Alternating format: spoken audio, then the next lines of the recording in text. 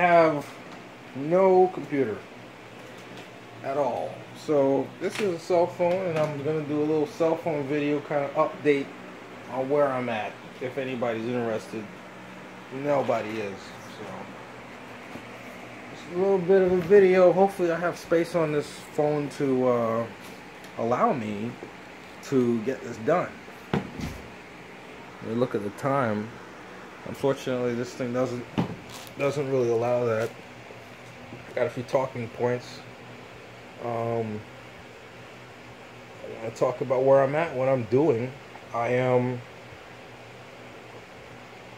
still living at home with the parents and all that stuff. I know it's against the law, but it's not simple to go out and just get a job. I've been searching for jobs for the last couple of months, and nothing's gotten going nowhere. I can very easily go down to Manhattan and run Caviar, which I do from time to time. That does indeed give you like at least 30 some odd dollars to go down there and run that for a weekend or whatever. If you make a full-time thing out of it, you could probably bump that to a lot more, 100-something bucks per week. There are avenues to getting a job. You know, it's just I gotta go out and play the game, pretend to care, pretend to wear that whole, dress up nicely and go out there and resume and all that crap and get a little job somewhere doing some meaningless nonsense. I'm trying to learn the piano. What can I say about it? It's a matter of, it's a scale situation. You have to keep on climbing to newer heights and understanding how to play it. And I don't think there's any one way to learn it. It really is a situation where you are going to just play it and learn it through experimentation and fiddling with it. And, learning the musical notation is good, but in my opinion, learning how to understand the architecture of the piano itself is the key to truly mastering it. What do I think about why to learn it? I don't want to get old and not have an ability. That's the thing I'm trying to make a point of. I am old. It's just I don't get old and then not really be able to do anything that you'd say, oh, that's cool. That's really the primary motivation. It helps me to have something to focus on while I'm bored out of my mind here watching cartoons. I watched through all 3 seasons of the Gummy Bears show. I watched the first 3 seasons.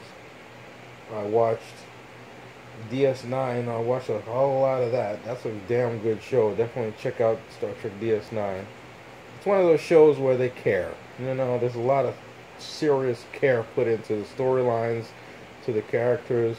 There's no hyperbole when people say it's one of the best or even the best Star Trek show. It's very carefully done. Everything's so beautifully done with that show. And genius is working on it, man. That's what kind of show it is. I got very little money. I've ordered I have a bunch of burned Dreamcast games. A little background on what I've been doing with the Dreamcast for the last 3 years. In 2015, I intended to play Shenmue 2 on the Dreamcast that I found in a box. I had this Dreamcast in high school.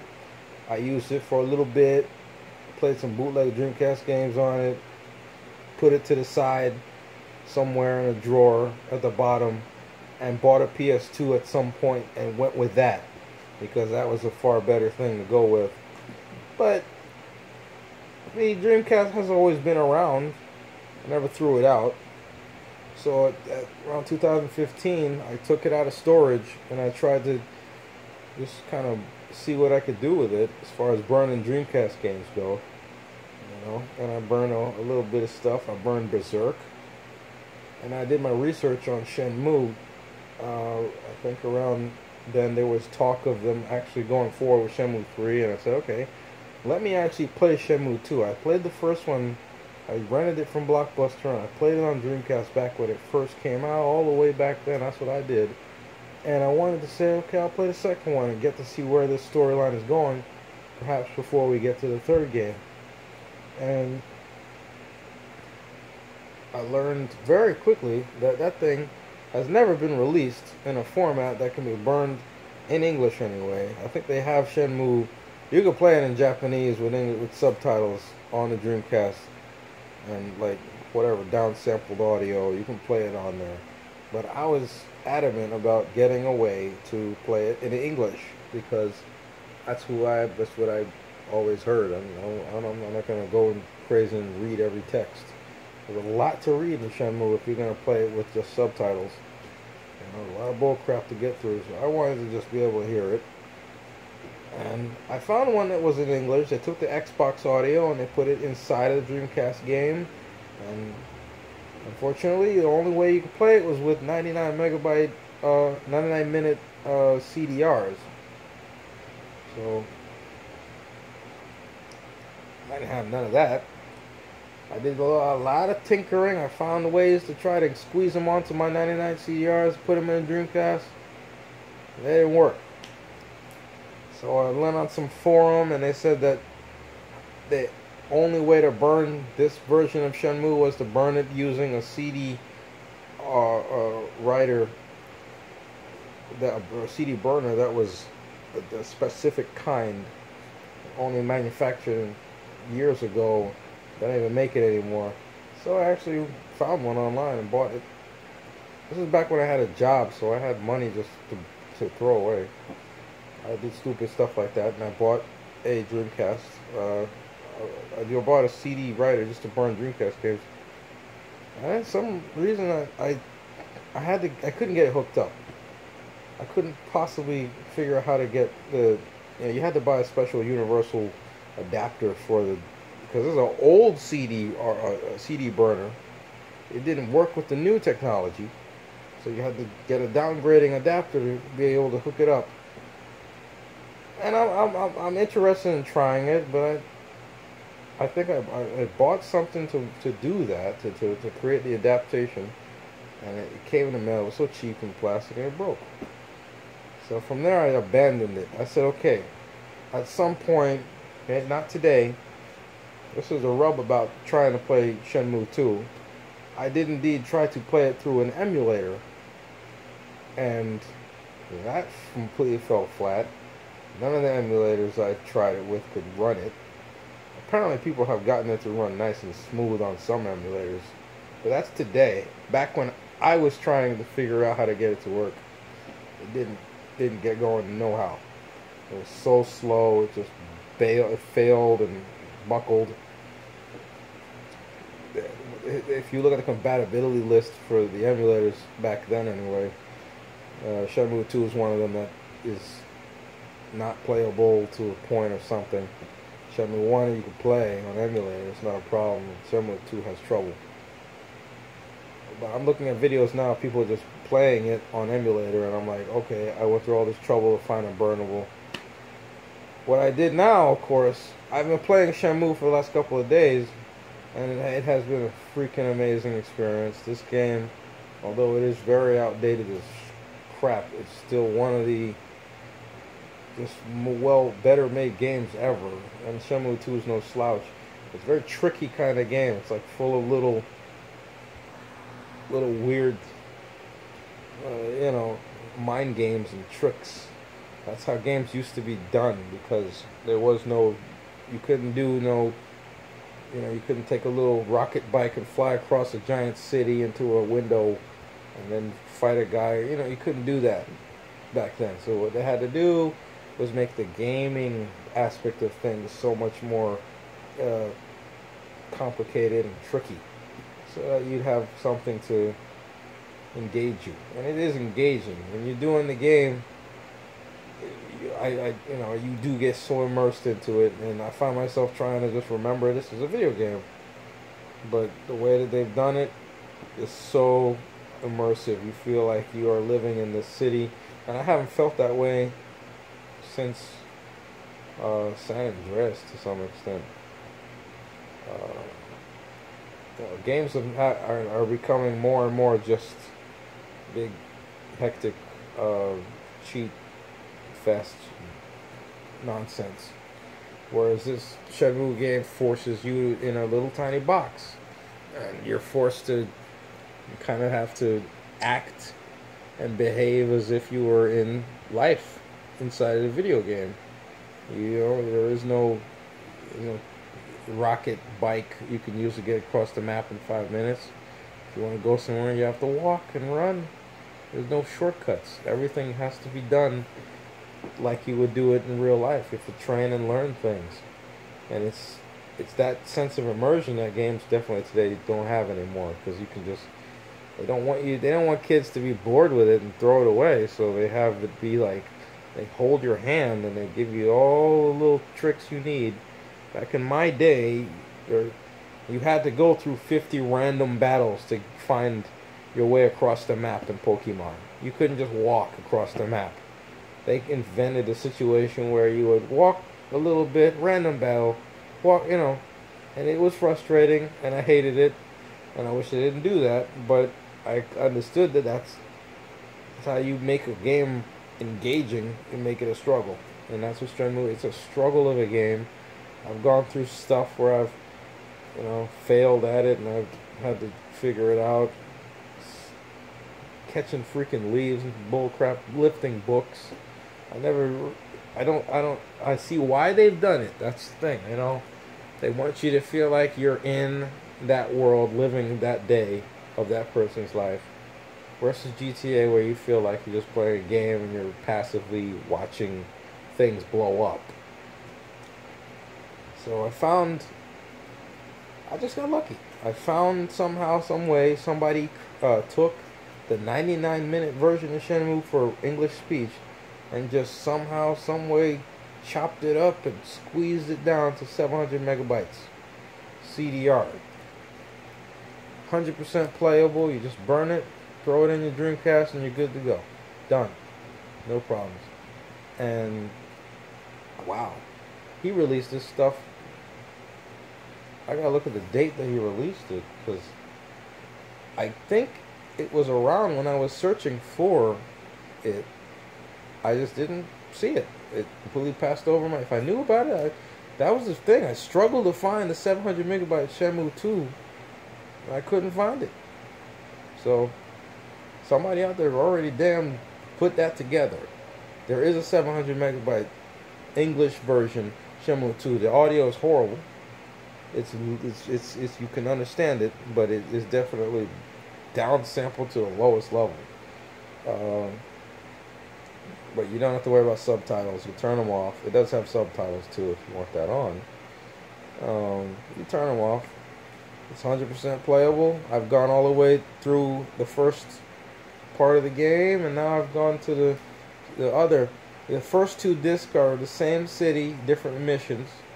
Then you play disc 3, and it's a totally different area. So you jump across the map and go somewhere else. And it's a nice change of pace. You don't have to be stuck in the same city for the whole game. I don't remember Shenmue 1 was like that. I don't remember anything about Shenmue 1. Sadly, that was such a long time ago. I don't remember a damn thing about that game at all. This was a long time ago, and I played it, got over with. So, what else do I want to talk about? I got the fan running because I learned something new. That air is essential. I mean, everybody knows that. But I had no idea that you just close this, you know. I've been wondering why I felt so damn down all the time every day. Particularly recently, I don't know what it is, but I wake up and I just have no energy for nothing. I don't feel good. It feels horrible. And I feel like I want to just drop to the ground and die. That's how I felt. And I started thinking, well, okay, maybe it's just I'm not getting what I need from my vitamins and magnesium and all these things. Maybe that's it. So I usually go out and I get some magnesium from upstairs and take that. Take my pills that I take. I do all these things.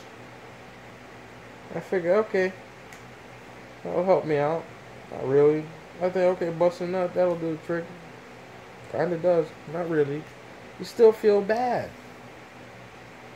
So I start thinking, I don't know, something started turning in my head. There's gotta be something wrong here. And I do my research on particularly if air can pass through a screen window. The window screen. Can air even pass through that? Turns out that a window screen blocks a ton of the air that might, want to get in or whatever. Entire forum about that subject on a fireman forum I went to. A bunch of firemen saying, yes, screens, despite them being designed to allow air to pass through, are not good at allowing air into the room. And entire fires have gone out on their own because there was a screen window there, but the air wasn't getting in anyway, so the fire didn't have any more air, and it died. So in this particular house, there's no airflow. This dude I live with does not understand the concept of that. It's not something he knows about, I guess. Never knew about it. Never thought about it. Figured open crack a window and that's airflow enough. Hardly. So basically, what's been happening is, as I've been sitting here breathing up the air, circulating my own air into the air, it's been turning into basically a lot more carbon dioxide. And I've been suffocating to death in here. Despite the window being cracked. I did indeed crack the window. I'm not dumb. I know that if you don't open one little window, you are going to die at some point. Because you will suffocate if there's no little ways for oxygen to get in. And mind you, oxygen content in air is only about 20%. So you need a lot of air flowing in to have adequate oxygen. You can't just hope that a little crack exists for oxygen to come in and you can breathe fine through that. You're going to get less percent of oxygen. That's not going to be good at all. Airflow is so important. So in just a day and a night after I put the fan in and I have the air being sucked from outside and thrust into the room, I've gotten my brain switched on. It's like it was in low powered state for a while. I literally, like, my brain stopped working at the level that it would typically work. I couldn't think as fast. I couldn't feel motivated to do anything. I had no idea that I was suffocating to death inside of this room. And that's the reason. I was so lethargic. I tried to do Michael J. White. Michael J. White did a video of him doing a kick. So that he wanted to show people how to do some sort of kick move. And give me a second. Anyway, back to normal. So I was trying to do the kick that he demonstrated in the video, and then I couldn't do it. I was thinking, okay, I'm getting fat. Maybe that's it.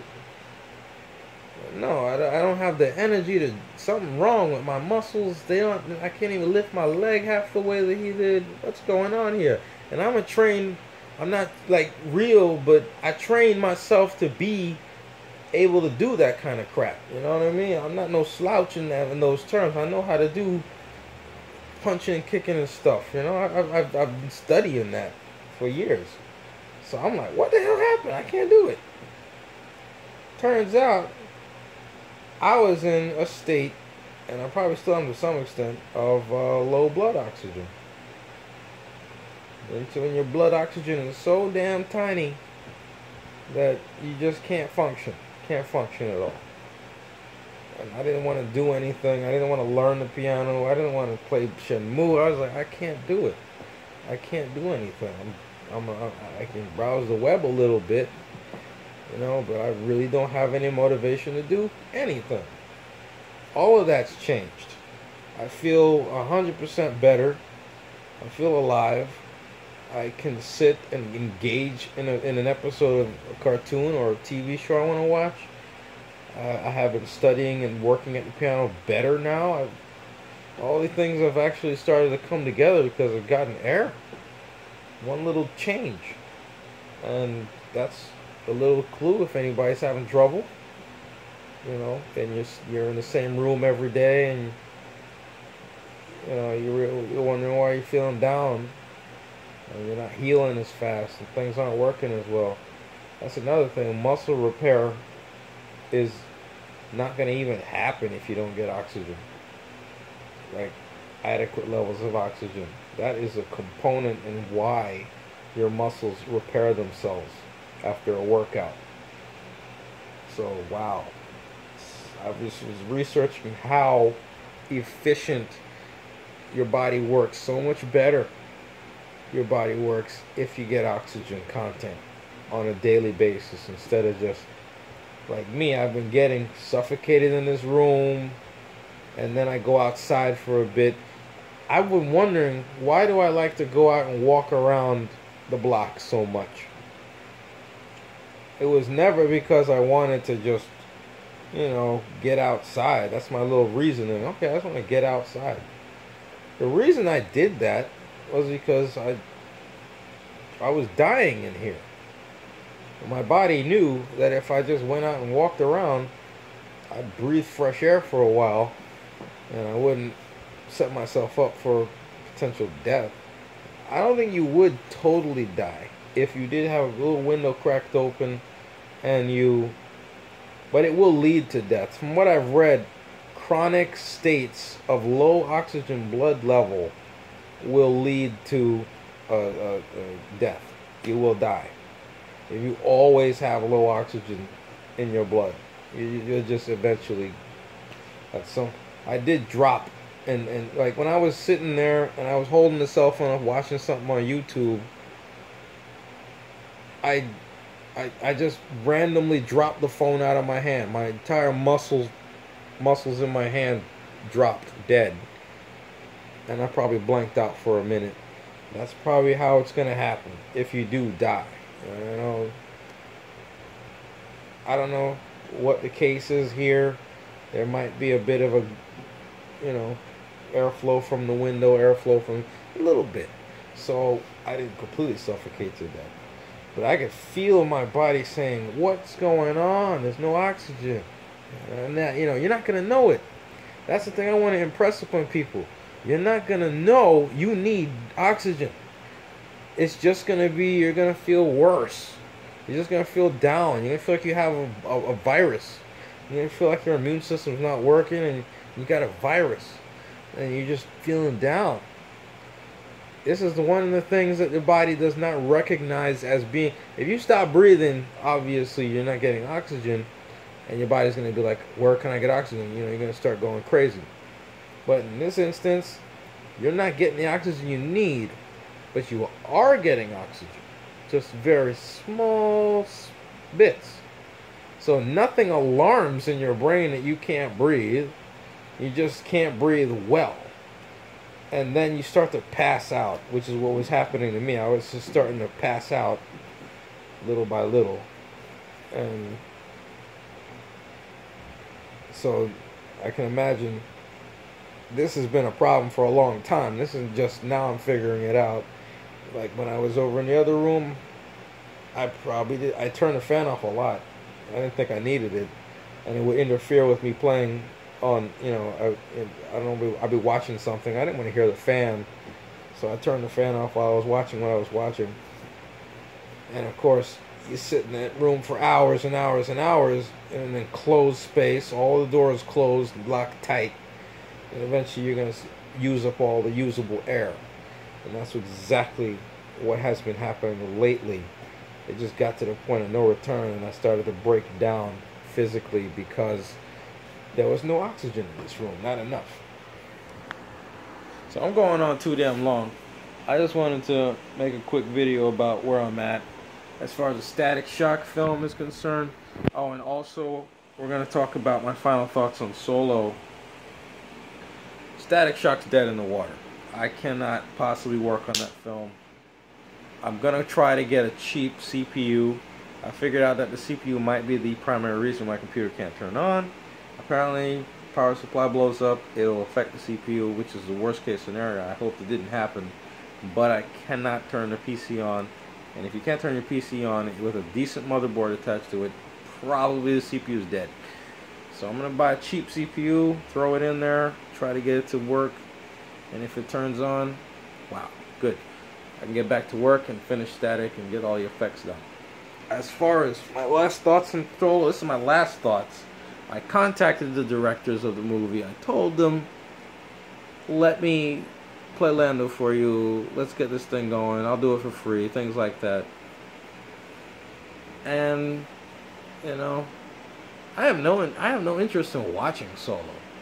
Usually, I watched the Star Wars prequels, even Attack of the Clones and all that. I watched them again and again and again and again and again ad nauseum. Because whatever, it's Star Wars, I'll watch it. You know, if you know, I'm a sick son of a gun. You know, if I start playing Star Wars, like if I play one of my Star Wars files, and I start watching it'll catch me, and I'll just sit and watch, even if it's the prequels. You know, I found myself actually enjoying the nostalgic feeling I get from watching clips of the prequels, Duel of the Fates. You know, some of the really good bits from Attack of the Clones. I do remember the good old days of sitting in my room and just putting my DVD of Attack of the Clones into the player and just like, oh my god. You know, you can't beat that sense of feeling like you're a part of the grand scope of the Star Wars saga happening before your eyes. And I was there, you know, I lived it. I was there. And I do feel that sense, you know, I feel loyalty to the people, Lucas and everyone involved with those movies. And they had a good time making them, despite what they ended up being. I think we can all appreciate the party that we had, the fun lives that we had growing up in high school while the prequels were coming together. It was a good time. Regardless of what you think of the movies, we all had a freaking blast, man. It was just, you were living life to the fullest back then. There was no better way to live. And I hoped that somebody from Lucasfilm would drive by, see me standing there, and say, you look exactly like Billy Dee Williams. Let's have you play Lando in the prequels. Okay, let's do that. Fail. So the opportunity came along to play him in Solo. And I was thinking in my head, okay, pull all stops. You know, it took guts to go and contact Philip Lord and Chris Miller through Twitter. I made it very clear. I'm not some random jackass off the internet. You know, I'm this guy who will sell Lando to the audience better than anyone else could. You will have the perfect Lando Calrissian from me. What do I think after all the dust has settled? They've been fired from the film, and Ron Howard finished it, and we see what Donald Glover brought to the role. I'm kind of saddened. I'm saddened that my prophecy of this ending up being a lot like the Eric Stoltz Back to the Future really seriously came true. You know, Lando, played by Glover, is wrong. He's not the perfect fit. There's, you know, a lot of debate with people I play with on Battlefront sometimes. They're like, I didn't like his Lando. It wasn't good. You know. Does Glover care? No, I don't think he does. I mean, he's going to get that residual check, and that's all that matters to him. He's got kids to feed. So, I'm, you know, what I wanted. What do I think about Philip Lord and Chris Miller right now? after they denied me this chance, and then somehow, some way, got booted off of their own film that they were trying to make. Whew. You know, I don't think I think they dodged the bullet anyway. I mean, if that's the movie that they intended to make, and that's all they wanted to make. Truth be told, when they conceived of this and they went to the cons to talk about it, you would think it was just this light little thing they were trying to make. It was a comedy or something, you know. So that would have been the smarter approach, to actually Spaceballs the hell out of it and make it really farcical, make it a riff on everything Star Wars instead of being this weird semi-comedy fan film kablooey, whatever the hell it is. Even the prequels, you know, are a little more fun to watch than this kind of, you know, safe, by the numbers, throwaway, meaningless Star Wars adventure thing. It's like goddamn droids or something. You know, I'm never really gonna say I'm gonna take the time to watch freaking droids. No. I don't really have any intention of watching this thing again. It's like if they had a lot more fun with it. If they put in a lot more jokes, and break the fourth wall or something, made it fun. Like Spaceballs, I do want to watch Spaceballs again. It just is that much of a weird, good riff on Star Wars that you can I watched it as an adventure movie when I was a kid, and then I watched it a little later on, and you appreciate more as a comedy. And there's so many. It's not a really deep film or anything, but it's good. It's a good, well-made, goddamn, you know, smartly written adventure comedy, and that's the. I don't know if they should have ripped it off, but what we got out of Solo really would have benefited from a lot more levity and a relaxed kind of approach. And the Lando character is awful in it. Not only is Glover terrible at his Billy D impression, he should have been, you know, I would have done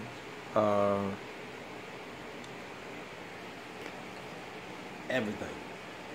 You've heard about me? It's true.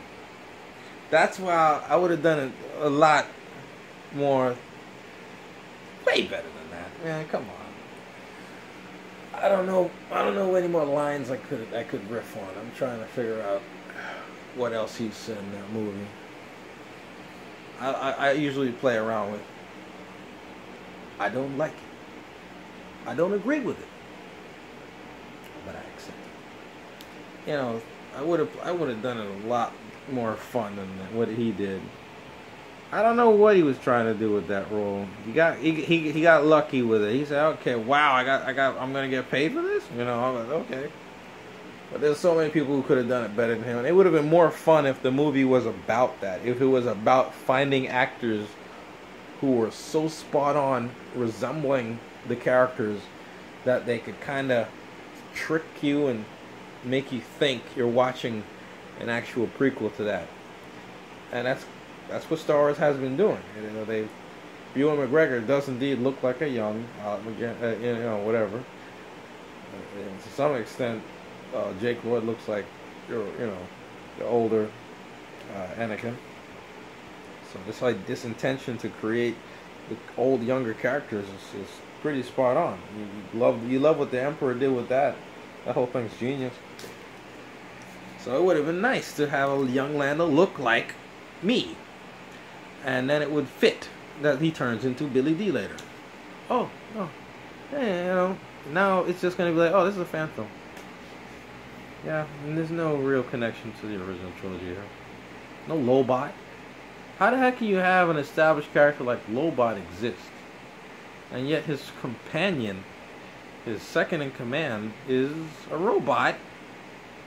I guess they wanted to explain why the Falcon has a weird voice in Empire, and whatever the heck that needed explaining for. But it just seems so out of place. And unnecessary, and you could take it out of the movie and no one would care. The L3 character. Nobody's going to buy the L3 character toy. That should have been, I don't know, it should have been something we've seen before, or something we recognize. A protocol droid. Not an interesting. Okay, you know. I don't know. But nothing went to plan, and before this video dies on me, I just want to say, yeah, you know, Philip Lord and Chris Miller, I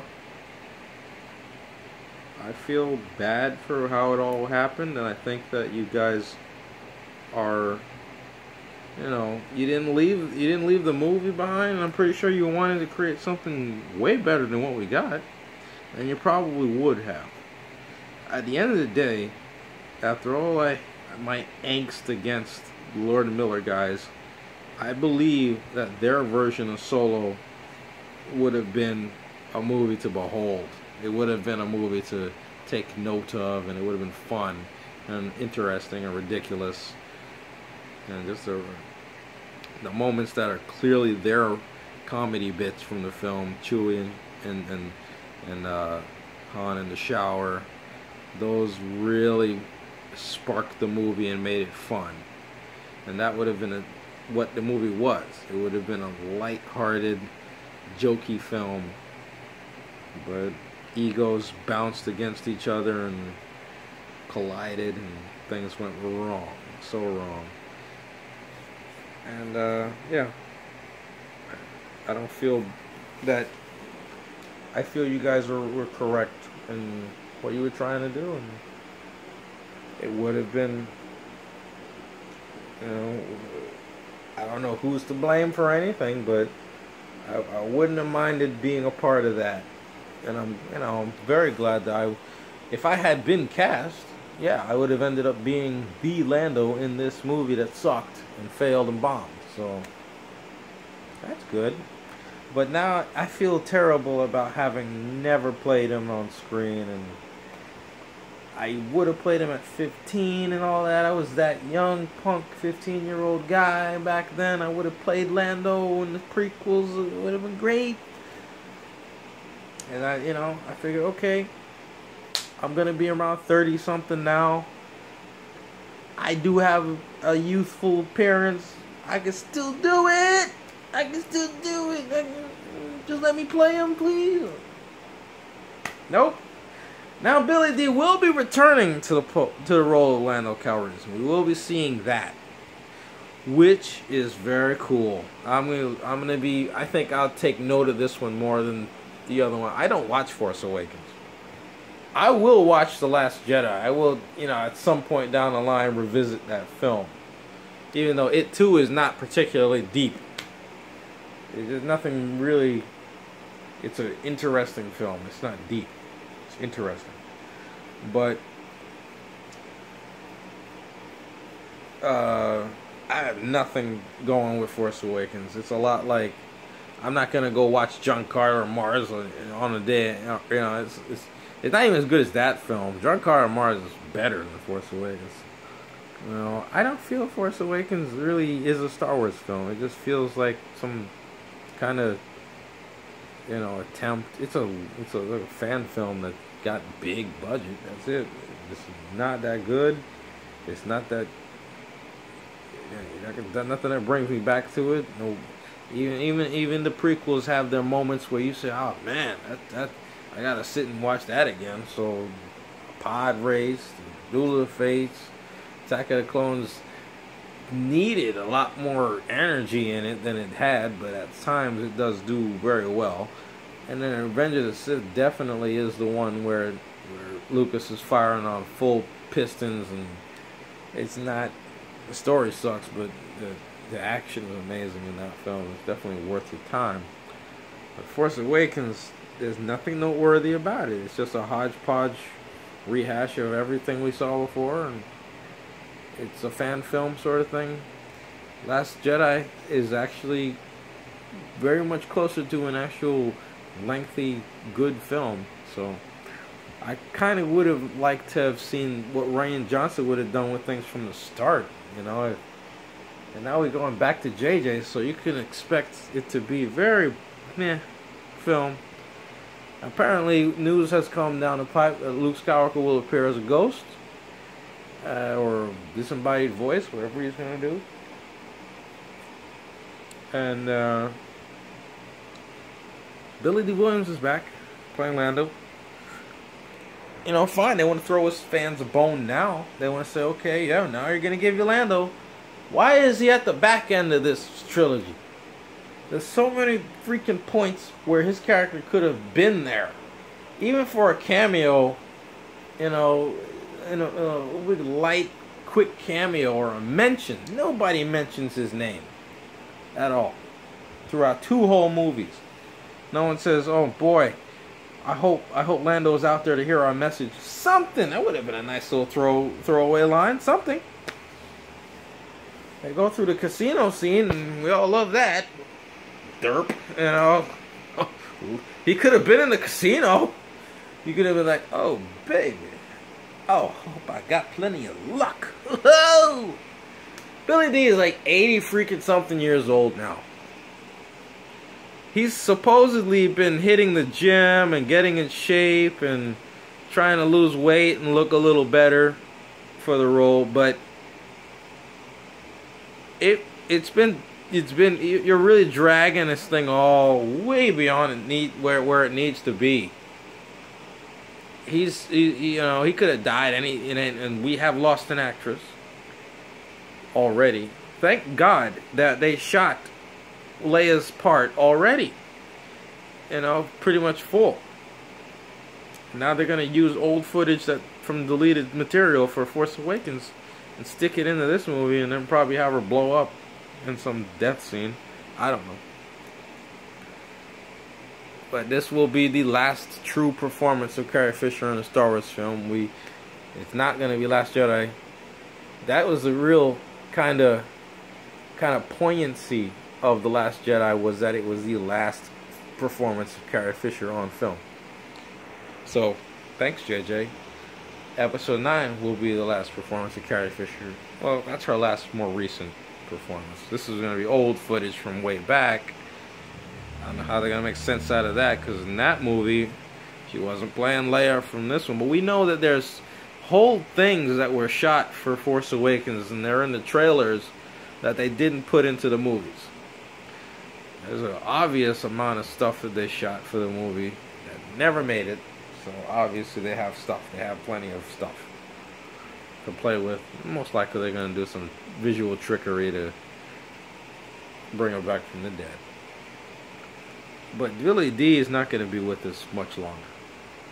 Not his fault. And to say, okay, now go to the gym. Now get in shape.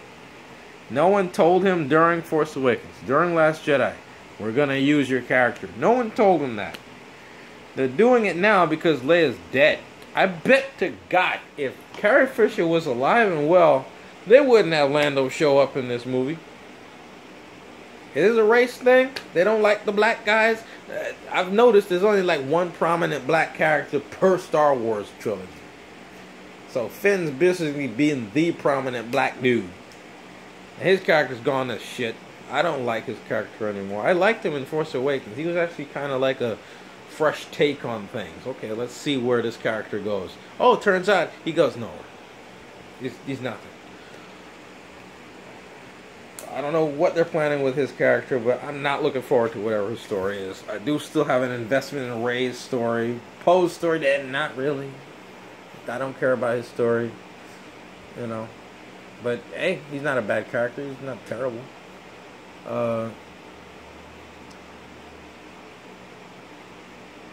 Yeah, so they're going to put Billy Dee in this thing and try to squeeze some sort of life out of his character. This really is like a lot of people on the internet have been whining about a lot. Like, I'm getting tired of these sequels that they're making late, like decades later, where they know the actor's gonna die soon, so they dangle a old elderly actor in front of us and his costume from when he was in his 40s and try to pretend that he's still got it and all that stuff.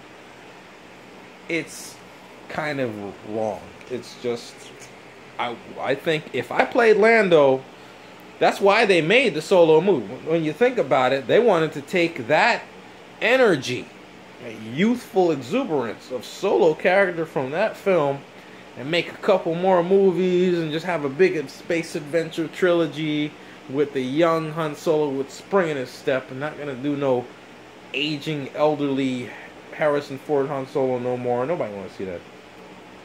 So to backtrack and say, okay, we're gonna go with Lando now, I think there is a sense that we kind of screwed it up in Solo, so now we need to bring Lando back to replace whatever the hell Carrie Fisher would have done.